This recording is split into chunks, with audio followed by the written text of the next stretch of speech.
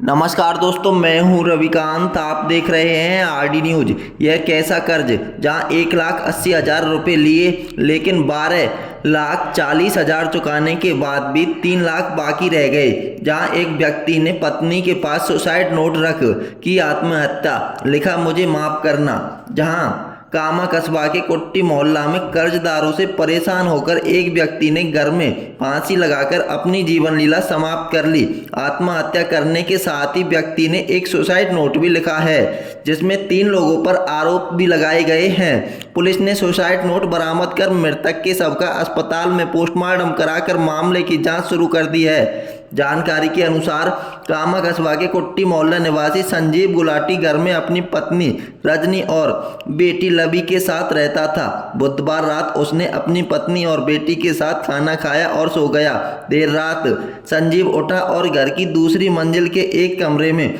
फांसी के फंदे से लटक कर आत्महत्या कर ली। सुबह जब संजीव की पत्नी उठी तो संजीव कमरे में नहीं था। इसके बाद दूसरी मंजिल पहुंची तो संजीव का शव लटका मिला। इसके बाद रजनी ने अपने रिश्तेदारों को घटना के बारे में बताया। सूचना पर मौके पर पहुंची पुलिस ने अस्पताल की मोर्चरी में शव रखवाकर मामले की जांच शुरू कर दी।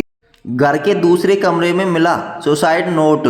घटना के बाद संजीव की बेटी ने घर की तलाशी ली तो जिस कमरे में संजीव, उसकी पत्नी और बेटी सो रहे थे, वहां एक सुसाइड नोट मिला। इसमें संजीव ने 3 लोगों के नाम लिखे थे, मुझे माफ करना, रजनी, लबी, दिशा, राहुल। फिलहाल पुलिस ने सुसाइड नोट को अपने कब्जे में ले लिया है और मामले की जांच कर रही है।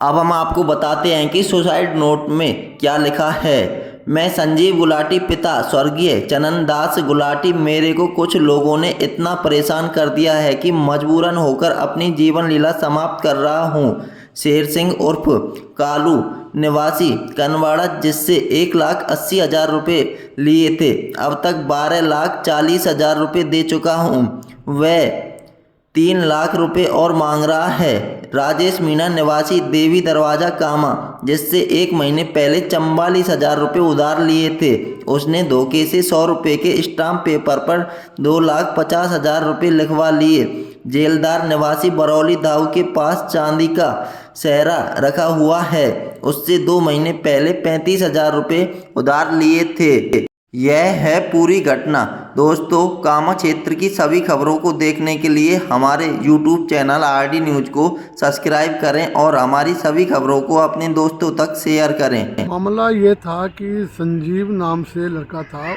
उसको बंटी कहते हैं। वो क्या, एक तो दारू पीने का आदी था ही, लेकिन उसने कुछ लोगों के पैसे देने थे और जिनने पैसे उधारी दे रखे थे वो उसको परेशान करके उस पैसा मांगते थे। वो इससे वो परेशान होकर उसमें 3 नाम आए हैं। कोई बरौली दाऊ का है, कोई एक राजेश नाम से है कोई, और एक आदमी और है, ढिल्लू बताया को ढिल्लू। उनके पैसे थे, उससे वो डिप्रेशन में आ गया था, तो होने के कारण उसने सुसाइड नोट लिख कर रखा उसने, और इसलिए अपनी जीवन लीला को समाप्त कर दिया। अब हॉस्पिटल में क्या प्रक्रिया चल रही है? हॉस्पिटल में उसकी मिसेज ने दरखास्त दे रही है थाने में, और वो उनसे कह जिनके पैसे हमने देने थे उनको पैसा दे चुके थे। करीब 1,80 लिया था, करीब 12 लाख उनको दे चुके हैं, लेकिन फिर भी उनका दस्तूर तकाजा चल रहा था। उससे वो परेशान होकर उसे नोट कर लिया था और SHO भगवत जी को एप्लीकेशन दे दी है और उस पर वो कार्रवाई करवाना चाहते हैं। पोस्टमार्टम की जो पोस्टमार्टम उसका लोकसभा के पोस्टमार्टम अभी कुछ ही देर में पोस्टमार्टम होगा।